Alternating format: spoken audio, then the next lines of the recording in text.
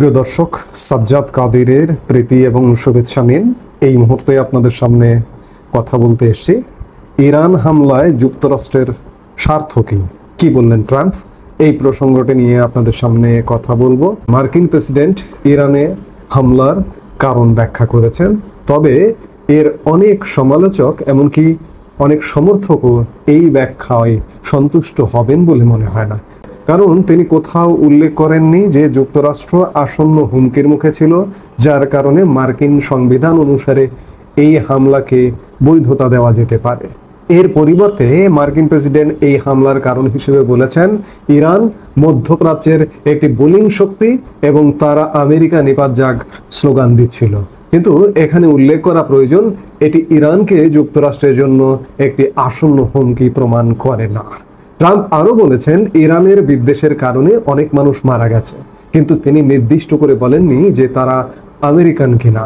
তিনি আরও ইঙ্গিত দিয়েছেন আপাতত আরও কোনো হামলার পরিকল্পনা নেই, তবে ইরানকে হুমকি দিয়েছেন যদি তারা আলোচনার টেবিলে না আসে, যদি তারা পারমাণবিক কর্মসূচি বন্ধ করার চুক্তিতে স্বাক্ষর না করে, তাহলে আরও হামলা হবে। তিনি বলেছেন পরবর্তী হামলাগুলো আরও বড় এবং অনেক সহজ হবে।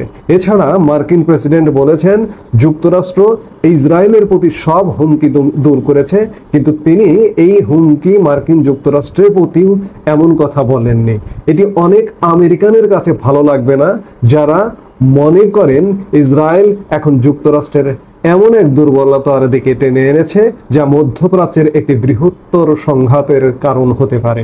এর ফলে আমেরিকান সৈন্যদের ঝুঁকির মধ্যে পড়তে হতে পারে এবং একটি অপ্রয়োজনীয় যুদ্ধে আমেরিকান করদাতাদের অর্থ আরও বেশি অপচয় হতে পারে। গতকাল রাতে মার্কিন যুক্তরাষ্ট্রের ইরানে হামলাটি একটি নজিরবিহীন হামলা এবং এই হামলাটিকে পৃথিবীর কোনো প্রান্তের, এক ইসরায়েল ছাড়া পৃথিবীর কোনো প্রান্তের কেউ এটিকে স্বাভাবিকভাবে দেখছে না, ভালোভাবে দেখছে না। এটি পৃথিবীর দেশে দেশে নিন্দা জানানো হচ্ছে। জাতিসংঘ নিন্দা জানিয়েছে, জাতিসংঘ সোমবার বৈঠক ডেকেছে।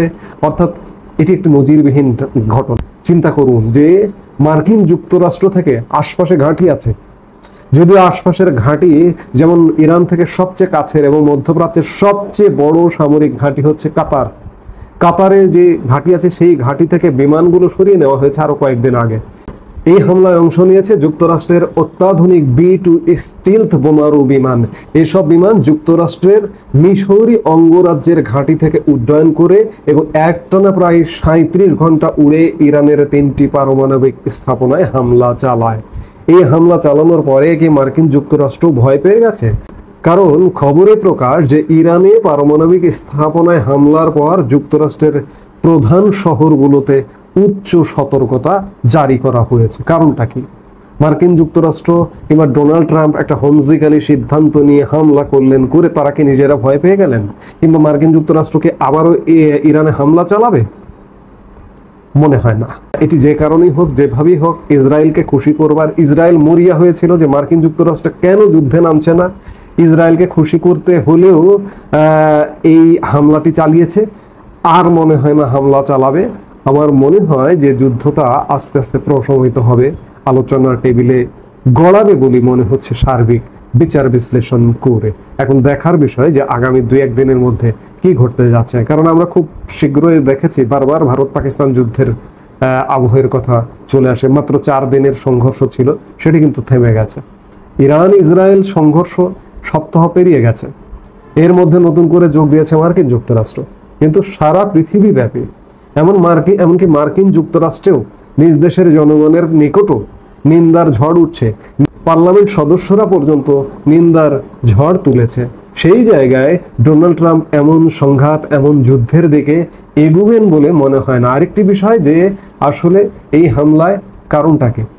এই হামলা মার্কিন যুক্তরাষ্ট্রের সংবিধানে এমনটা বলা আছে যে মার্কিন যুক্তরাষ্ট্র যদি হুমকির সম্মুখীন হয় বা তাদের নিরাপত্তা যদি বিঘ্ন হয়, নিরাপত্তার স্বার্থে, আত্মরক্ষার স্বার্থে মার্কিন কংগ্রেসে বিল পাশ করে যে কোনো যুদ্ধে অংশগ্রহণ করতে হয়। এবং এটি কংগ্রেসকে পাশ কাটিয়ে ডোনাল্ড ট্রাম্প নিজের এক্সিকিউটিভ পাওয়ার বলে এই হামলাটি চালিয়েছেন। পার্লামেন্টে, কংগ্রেসে যথেষ্ট প্রশ্নের সম্মুখীন হতে হবে ডোনাল্ড ট্রাম্পকে। এসবের মুখোমুখি হবেন কিংবা আর হামলা চালাবেন? আমার মনে হয় না আর হামলা চালাবেন তিনি। এটি হয়তো শেষ। সংঘাতটি আস্তে আস্তে প্রশমিত হবে বলে মনে হয়। এখন দেখার বিষয় আগামী 2-1 দিনে কি ঘটছে। এই মুহূর্তে এ পর্যন্তই। সবাই ভালো থাকুন, সুস্থ থাকুন। আমাদের ভিডিওগুলো নিয়মিত পেতে সাবস্ক্রাইব করুন Sajjad Kadir and the legends YouTube channel এবং লাইক, কমেন্ট, শেয়ার করে সাথে থাকুন।